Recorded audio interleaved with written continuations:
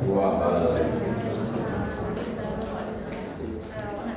Bapak Ibu, saya akan menyampaikan mengenai praktik baik penerapan strategi pembelajaran aktif pada pelajaran matematika.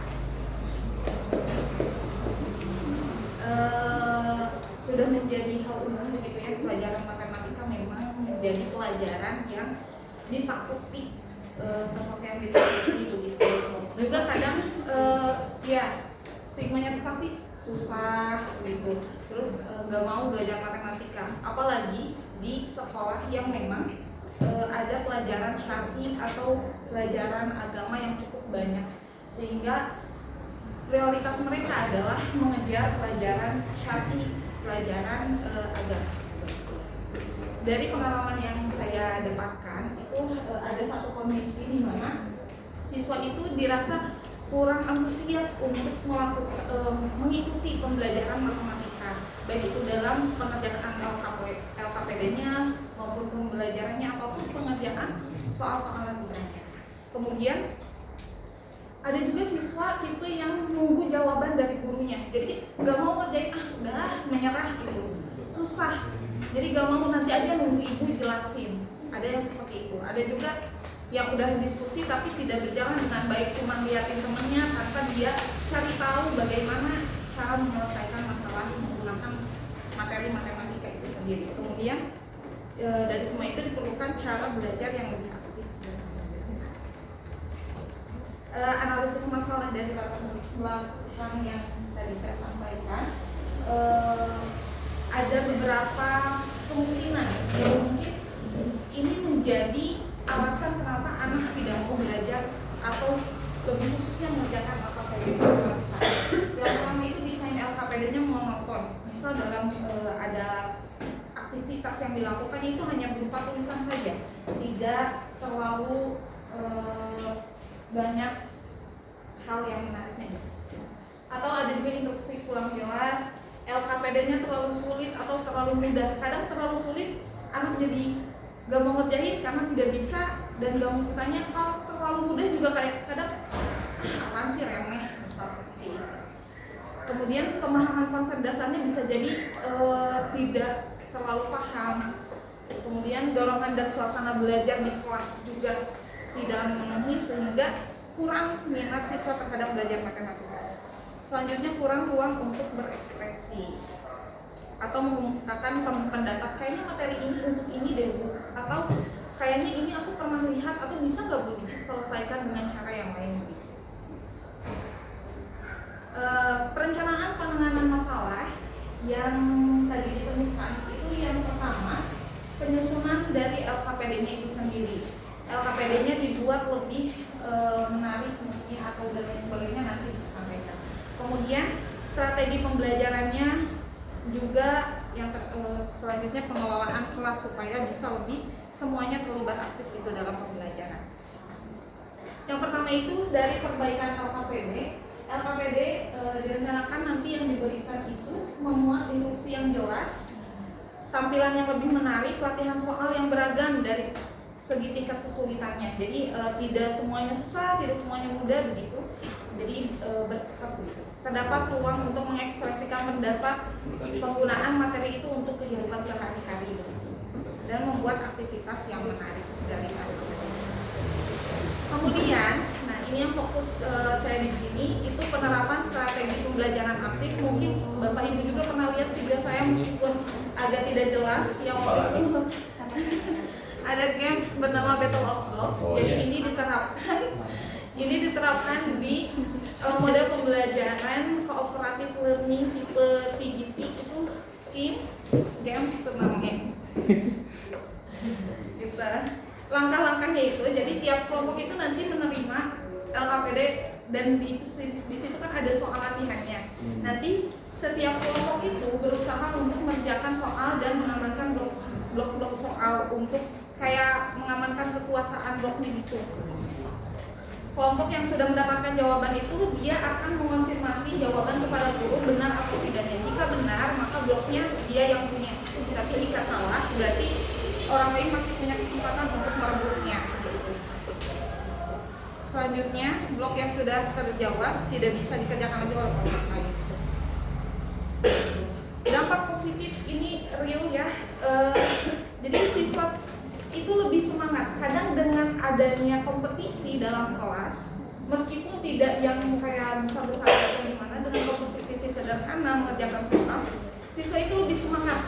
Kadang yang nggak bisa dan awalnya nggak mau karena lihat temannya kayak, wah si itu bisa gitu. Jadi dia juga pengen belajar karena dia juga pengen bisa gitu. Kemudian suasana kelas menjadi lebih aktif dan kompetitif yang sehat tentunya. Kemudian nilai latihan meningkat karena tadi minatnya juga sudah meningkat, dia mau belajar dan berpengaruh terhadap nilai individu.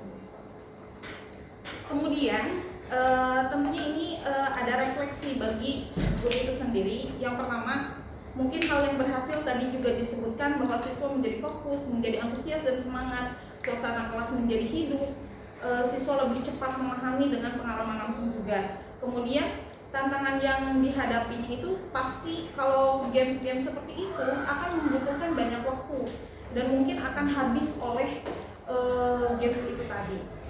Terus yang selanjutnya ada beberapa siswa yang perlu dibimbing lebih intens agar tidak hanya fokus terhadap kayak harus menang gitu ke gamesnya aja, tapi juga harus lebih ke pemahamannya juga. Kemudian ada rencana perbaikan, itu menyusun jadwal pengaturan game secara rutin namun terarah. Jadi mungkin karena istilahnya ada tantangan-tantangan gitu, tidak hanya berbentuk games yang kayak games rame gimana, tapi ada tantangan-tantangan juga. Kemudian menambah variasi game disesuaikan dengan materi. Gitu.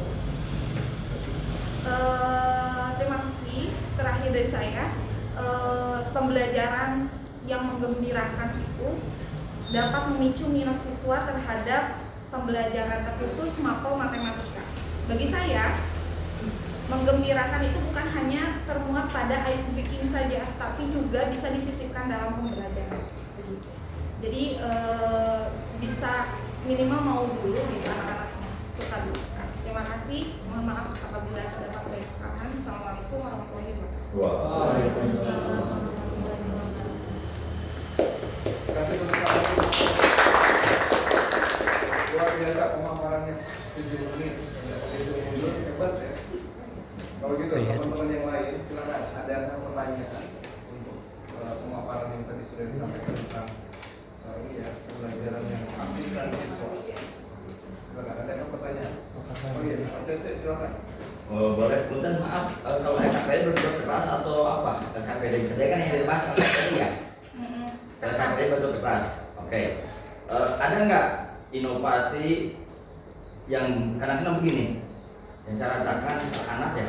Kalau kita jangan dengan kertas itu agak, itu kan anak deh.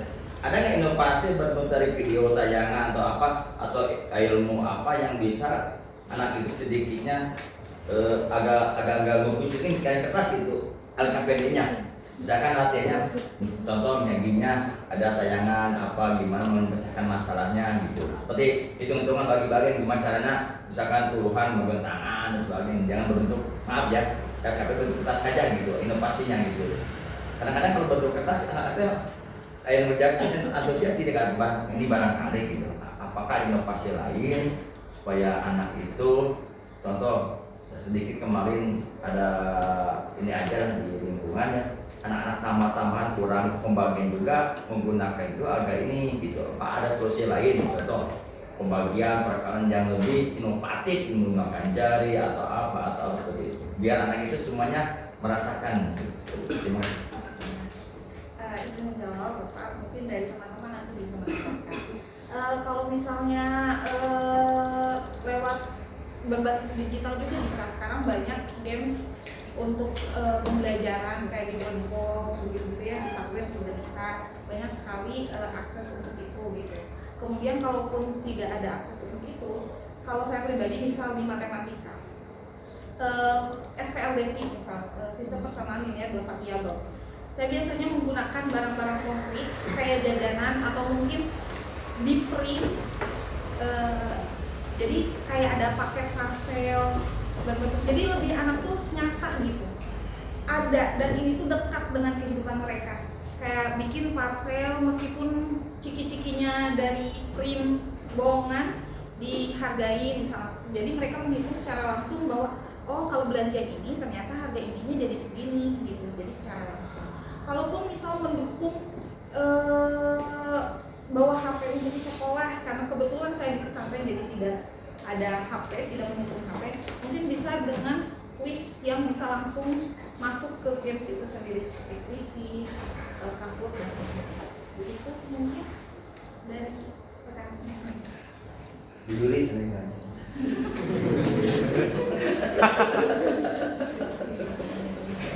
Atau bisa juga kayak pakai barcode yang Canva itu yang bisa tiap orang tuh punya barcode pegang bisa ini. Oh, iya. Nah, itu juga antusiasnya Masya Allah.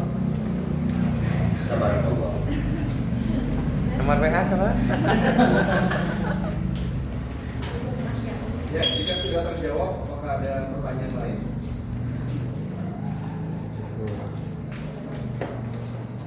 Yuli. Ya, masih ada waktu. Sudah. Ya, ternyata waktunya sudah habis. Kalau gitu kita kasih tepuk tangan dulu buat. Tepuk tangannya ada yang lain nggak selain yang